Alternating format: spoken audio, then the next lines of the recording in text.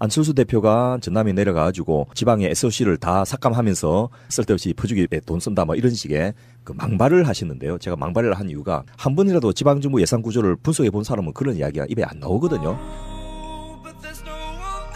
저는 안철수 대표에게 이번에 상당히 실망을 좀 했어요. 원진이 실망 안 하셨던 것처럼. 아유, 이번에 진짜 실망했죠. 어떻게 일을 이렇게까지 가져가냐. 저는 뭐 정치인으로서 존재감을 과시하려고 하는 그런 측면에 있어서 그런 행동을 하는 거에 대해서 또 한편으로 이해할 수도 있지만 때와 장소를 좀 가려야 되거든요. 근데 이번 판은 그런 판이 아니거든요. 근데 이렇게 하더란 말이죠. 그런데 뭐 어쨌건 이 파장에 대한 부정적인 의미는 뭐 충분히 우리 사회적으로 이미 공감이 됐지 않겠습니까? 아마 국민의당은 그 호남에서 역풍을 맞아서 앞으로 굉장히 어려운 과정을 아마 밟아 나가야 될 걸로 그렇게 많은 사람들이 전문가들이 예측하고 있지 않겠습니까? 실제로는 입법 과정에서 또 이런 깽판을 치면 그때는 정말 국민의당은 정말 이제 존재하기 어려워지거든요. 예를 들어서 복지와 관련되어진 입법이라든지 적폐 세력을 척결하기 위한 적폐 청산을 위한 입법이라든지 완전히 이런 앞으로 입법 과정이 쭉 펼쳐질 거 아니겠습니까? 실제로 문재인 대통령의 100대 국정 과제 중에서 91개가 전부 다 이거 이제 법을 제정하거나 개정해야 될 내용들이거든요. 이 거대한 과정들이 진행되는 그 과정에서 만약에 또 국민의당이 이런 식으로 국치를 거부하고 적폐 세력과 함께 손을 잡는 그런 모양새로 국민에게 비춰지면 그러면 저는 아마 호남에서 아예 존재 자체를 부정당하게 될 가능성이 크다고. 유흥준 선생님께서 문화유산 답사 기행에서 아는 만큼 보고 온다 이런 말을 썼는데요. 예산도 마찬가지입니다. 내가 아는 만큼 내 예산을 챙길 수 있다 이런 뜻에서 여러분들이 좀 잘 아시면 좋겠는데요. 첫째 예산은 이 새로 출범한 문재인 정부의 정책 의지를 담고 있습니다. 우리가 대통령 권력을 장악하고 대통령 선거에 집중하는 제일 큰 이유 중에 하나가 우리나라 인간 총 생산이 1637조 원, 2016년입니다. 정도 되는데 그중에 25% 정도인 400조 원, 내년 2018년은 429조 원이 정부가 지출한 예산이거든요. 그러니까 한 전체 국가 경제의 4분의 1 정도를 중앙정부가 관리하고 관장할 수 있게 되는 거예요. 그래서 이걸 통해서 국민들의 삶을 바꿔볼 수 있는 이런 계기가 되기 때문에 지난 겨울 밤늦도록 찬바람 맞으면서 고생했던 촛불혁명의 완성이 결국 내년 예산을 통해서 구체화돼야지 된다.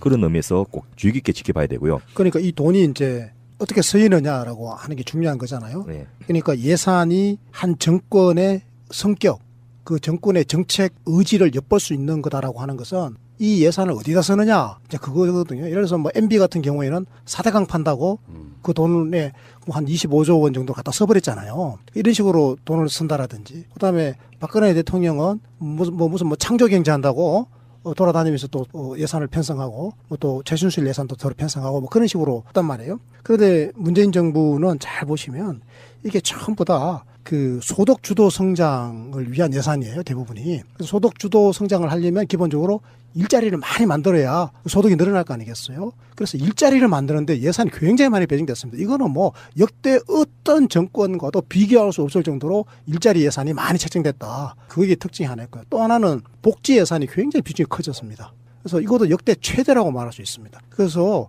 복지라고 하는 것은 서민들의 살림살이를 좋게 해주는 거. 우리 이상국 운영위원장이 늘 하기 좋아하는 말, 가처분 소득을 높여준다. 바로 그런 거 아닙니까? 그렇습니다. 그러니까 결과적으로 일자리가 늘어나서 이를 통해서 소득을 창출하는 거.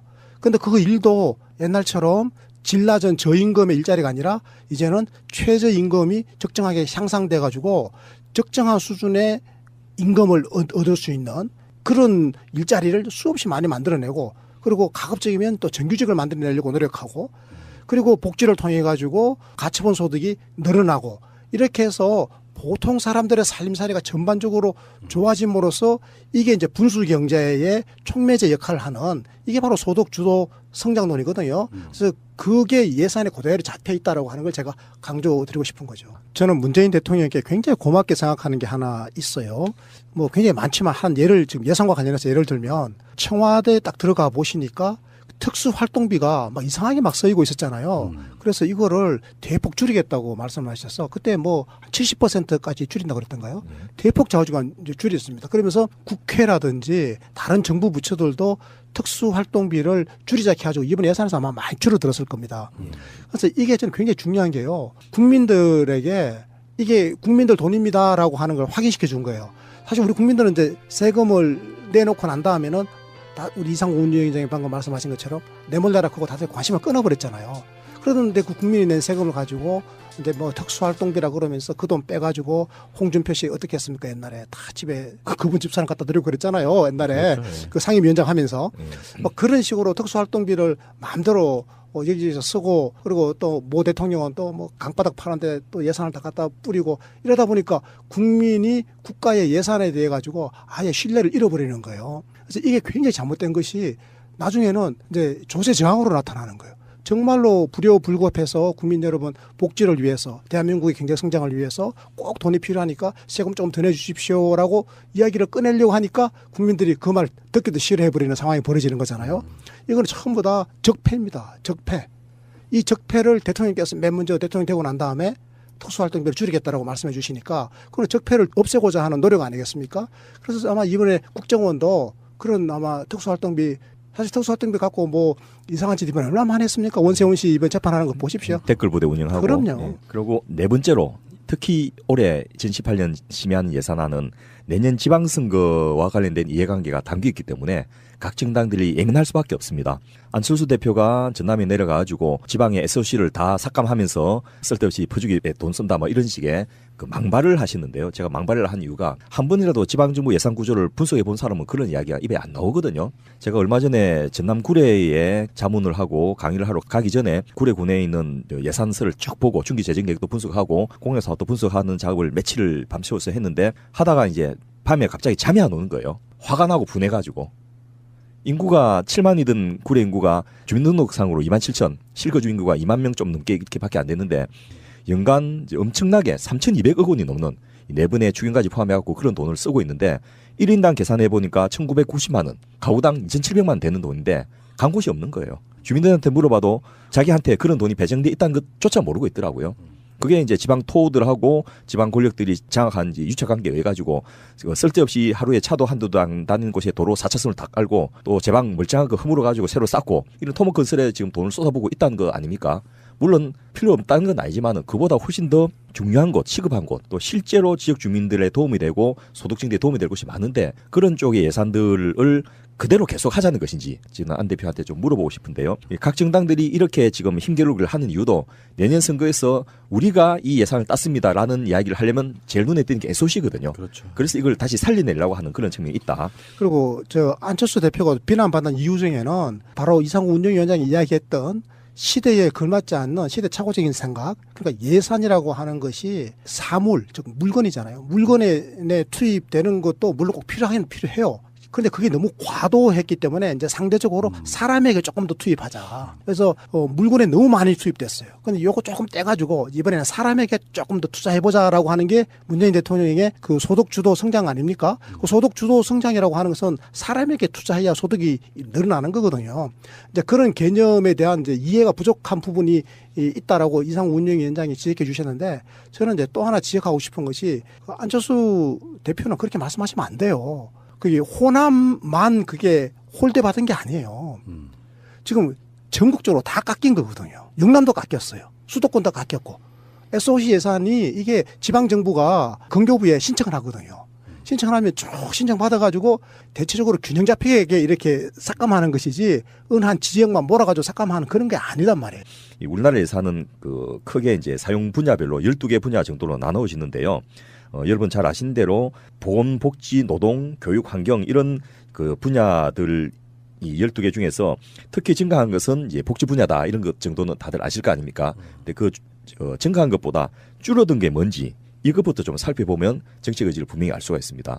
앞서 말씀드렸던 대로 SOC 부분이 4조 4천억 줄었고요. 문화관광체육, 최순실 예산 관련된 것들이 한 6천억 줄었고요. 환경 관련된 게 한 1천억 줄었고 그 산업 중소기업 에너지 분야 이런 것이 한 7천억 줄어가지고 줄어든 거는 5조 8천억입니다. 그래서 전체 예산 중에서 별로 크지가 않고 또 앞서 말씀하신 대로 SOC 예산이 이 전년 대비로 치면 한 20%나 삭감됐는데 이것도 사실은 그렇게 그 크다고 할 수가 어려운 게 첫째 이 예산들이 그동안 대부분 책정되어 있다가 집행 안 되고 불용 반납됐던 예산들이에요. 그래서 어차피 돈주도 어떤 여러 가지 이유들 때문에 그 쓰지 않고 있는 예산을 아예 당연하게 줄여버린 거죠. 그래서 뭐 안철수 대표가 발전을 포기하고 지방을 외면한다 이런 취지의 메시지를 보낸 것은 전혀 사실과 다르다. 그야말로 지방선거 앞두고 지역주의를 근거로 해서 옛날 방식으로 표 한번 얻어보자 이런 것이 아닌가 싶고요. 또 이런 20% 삭감된 것의 대부분이 주민들과의 합의가 이루어지지 않았거나 사업이 지연되어서 또는 사업이 이미 완료되었기 때문에 더 이상 지출할 필요가 없어서 줄어든 거라서 이것이 크게 무슨 변화를 만들어낸 것도 아니다. 이렇게 좀 보시면 되고요. 지출 그러니까 거꾸로 이 진보 진영 내에서는 이게 삭감이 아니고 지출 연계에 지나지 않는다 이런 비판조차 있습니다. 하여튼 이 전체적으로 뭐 예를 들어서 파여진 도로나 무너진 다리는 보수해야 되는데 그런 부분들을 생각한다면 전체적으로 SOC 예산이 일정 포션을 유지하지 더 줄어들기는 힘듭니다. 그렇겠죠. 예. 네. 그리고 우리나라가 그 막대한 그 SOC를 건설한 지가 한 10년, 20년이 넘어가기 때문에 유지 보수로 이제 진행될 시기라서 이 부분을 그 양을 줄이기보다는 절대적인 포션, 퍼센테이지를 줄이는 쪽으로 생각을 하시면 되고 이것 갖고서 큰 의미를 부여하기는 좀 어렵다. 이렇게 생각하시면 될 것 같습니다. 그 보건, 복지, 노동 요 세 개를 묶어서 통칭 복지 예산 이렇게 부르거든요. 요 복지 예산의 규모가 146조 원입니다. 이제 올해 원래 129조 원에서 146조 원으로 늘었는데요. 16조 7천억 원이 늘어가지고 전년 대비 12.9% 그러니까 약 13%좀 되죠, 그죠? 12.9%가 전년 대비 증가했는데요. 그러니까 모든 분야 12개 분야 중에서 제일 많이 예산이 증가한 분야가 바로 보건복지 노동 분야 그러니까 통칭 이제 복지 분야 예산이죠. 그리고 사실은 이 국방 예산도 뭐 그렇게 적게 늘어나지는 않았어요. 6.9% 늘어났거든요. 평균 늘어난 게 7.1이잖아요. 그러니까 7.1인데 6.9면 국방도 뭐 거의 평균에 근접할 정도로 그 수준으로 간 거예요, 국방도. 그런데 국방 예산이 뭐 6.9%는 7.1% 전체 늘어나는 거에 비해서 조금 모자라죠. 그러니까 뭐 0.2%포인트가 모자라는데 요 모자란다고 김무성 전 대표죠. 김무성 의원. 이분이 뭐 이 지금 국방에 대한 의지가 없다고 이렇게 또 엉뚱한 소리를 해요. 그 뭐 앞뒤에 가르치지도 않고 말이죠. 이 7.1%라고 하는 전체 평균을 끌어올린 것은 이 12.9% 전년 대비 늘어난 이 복지 예산 때문이에요. 그리고 국방 예산도 전년 대비를 따지면 더 늘어난 거예요. 김무성이 그 이낙연 총리한테 뭐라 그랬냐면요. 총리께서는 지금 수십조씩 퍼붓고 있는 복지 예산을 늘릴 때라고 보십니까? 안보 예산을 늘릴 때라고 생각하십니까? 이렇게 물었어요. 이낙연 총리가 안보 예산도 필요한 건 늘려야 되겠죠. 근데 복지 예산이 늘어난 것은 대부분 지난 대선 때 모든 정당들이 공통으로 공약된 사항들이 먼저 이행되고 있는 것입니다. 이렇게 그랬어요. 정말 할 말 없게 만드는 질문에 대한 답이었고요. 원래 문재인 정부가 아니라도 보건복지노동 흔히 말하는 복지 예산에 가장 많이 쓰이고 있네요. 분야가 12개 분야 중에서. 그럼요. 이게 복지 예산이 지금 전체 예산 우리 아까 429조 원 그랬거든요. 자, 우리나라 2018년도 정부 예산안의 예산 규모는 429조 원인데 이 중에서 146조 원이면 이게 몇 퍼센트인가면요. 34%입니다. 34%니까 3분의 1이 조금 넘죠. 3분의 1에 해당되는 게 이게 바로 복지 예산이에요. 그러니까 복지 예산 자체가 덩치가 워낙 크지 않겠습니까? 그러면 이제 복지 예산이 이렇게 늘어난 거하고 그다음에 늘어난 게 교육 예산이 11.7% 늘어났어요. 요거 빼고 나면요. 나머지는 거의 뭐 제자리 걸음했거나 오히려 줄어든 부분도 있고요. 그에 비하면 국방 예산은 6.9% 늘어났잖아요. 40조 원에서 43조 원으로 3조 원 늘어났습니다. 그럼 이거는 국방을 위해서 굉장히 노력한 겁니다. 사실은 역대 정부에서 국방 예산이 뭐 보수 정부 10년 동안 제자리 걸음했거든요. 네. 그에 비하면 우리 지금 현 정부에 와가지고는 굉장히 늘어난 거예요. 그러니까 이런 분야별 예산이 사실은 상호 충돌하는 건 아니고 복지도 늘어날 수 있고 국방도 필요하면 늘어날 수 있잖아요. 같이 늘어났죠, 네. 이번에 지금. 네. 그래서 좀 더 세부적으로 증가된 부분을 좀 살펴보면 어떻게 우리 삶이 바뀔 것인지를 예상을 할 수 있는데요. 이미 우리 팟캐스트에서도 많이 언급을 했습니다만은 예를 들면 아동에 대해서는 0에서부터 5세까지 이거 계산해 보니까 요즘 옛날에는 100만 명이 태어나다가 저희 때는 한 80만 명이 태어나다가 그 학력고사가 한 67만 명 줄었다가 지금은 태어난 애들이 40만 명 이하가 됐거든요. 그래서 내년에 태어날 애도 한 40만 명이라고 계산해 봤더니 한 267만 명 정도가 이 대상이 되는데요. 이 아동들에게 매달 10만 원씩 이 내년 7월부터 지급됩니다. 요게 이제 연간 1조 1천억 정도가 나가게 되고요. 중앙정부하고 교육청 간에 이제 싸움을 붙여놨던 누리과정 예산 이거 이제 전액 그 국고로 전환돼 가지고 8,600억 원에서 2조 586억 원으로 늘어납니다. 그러니까 뭐 최근 여러분 그 민간 유치원들이 집단 휴업하는 거 보셨죠? 엄포를 놓으면서 데모를 하고 있는데 이것도 바로 이런 예산 심의 때문에 앞두고 그 반응을 하는 겁니다. 왜냐하면 국공립 지원 그 유치원에 대한 지원에 비해서 민간 어린 유치원에 대한 지원 너무 적으니까 우리도 같은 수준으로 지원해 달라는 요구를 강하게 하기 위해서 집단 휴업까지 강행을 하고 있는 건데요. 이런 것들이 사회 각계각층에서 지금 벌어지고 있는 것들이 바로 예산을 앞두고 벌어지는 현상이다 이렇게 볼 수 있고요. 역시 가장 중요한 것은 일자리 관련된 예산입니다. 그래서 일학습 병행제를 채택하고 있는 그 기업 9,500개에다가 이 내년에는 3,000개 정도를 더 늘려가지고 12,500개에다가 이 부분을 지원을 하게 되는 이런 것을 하게 되고 여기에 청년 구직 수당을 지원하는 거 여러분 서울시와 성남시에서 이미 하고 있으니까 잘 아실 거고요. 비정규직을 정규직을 채용한다든지 청년 3명당 정규직을 채용하면 1명을 그중에 인건비를 국가가 3년 동안 지원하는 그런 예산들이 여기 반영되어 있고요. 이 경단녀 이 취업 장벽을 해소하기 위해서 여성 새로 일하기 센터 세일센터라고 하는데요. 이것을 전국에 160개로 확충해가지고 실질적으로 여성들의 일자리를 지원하는 그런 것도 하고요. 또 그 일자리 81만 개 공공부문 창출 여기에 공무원 15,000명 정원단 예산이 다 반영되어 있습니다. 그래서 앞서 말씀하셨던 국방비 예산 증액도 여기 포함되어 있는데요. 경찰 3,500명, 군 부상한 4,000명, 근로감독관이나 질병 검역 관련된 생활안전 분야 공무원 6,800명 이렇게 해서 어린이집 국공립 그 관련돼서 신규 채용 한 70명까지 하면 이 엄청나게 많은 인원들이 내년에 그 총 공무원으로만 1만 5천 명이 증액되는 예산들이 본 예산에 반영돼 있고요. 공무원을 내년에 3만 명을 뽑는 거예요. 3만 명인데 중앙직 공무원을 15,000명 뽑고 지방직 공무원을 15,000명을 뽑아요. 그러니까 우리 이상구 운영위원장께서 경찰 3,500명, 부사관 4,000명, 그리고 근로감독관이나 질병검역관 같은 생활안전 분야 공무원 6,800명. 요걸 더하면요. 요게 이제 15,000명이에요.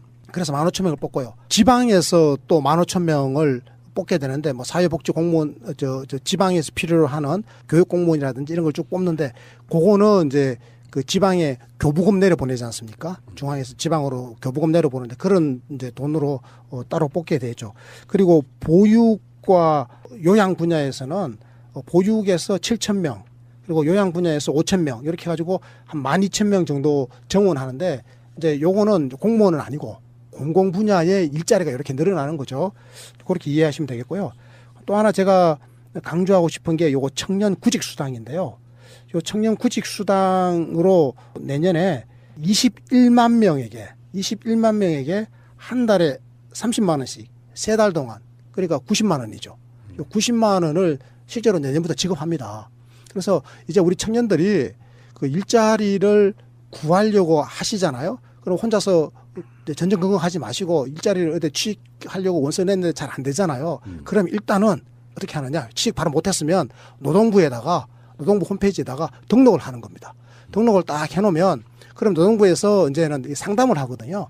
그때부터 시작됩니다. 시작돼가지고 3개월 동안 한 달에 30만 원씩 90만 원까지 지원을 받을 수 있으니까요. 요 청년 구직 수당 이것도 우리 청년들에게는 굉장히 좋은 계기다 이렇게 생각합니다. 소득을 높여준다. 바로 그런 거 아닙니까? 그렇습니다. 그러니까 결과적으로 일자리가 늘어나서 일을 통해서 소득을 창출하는 거.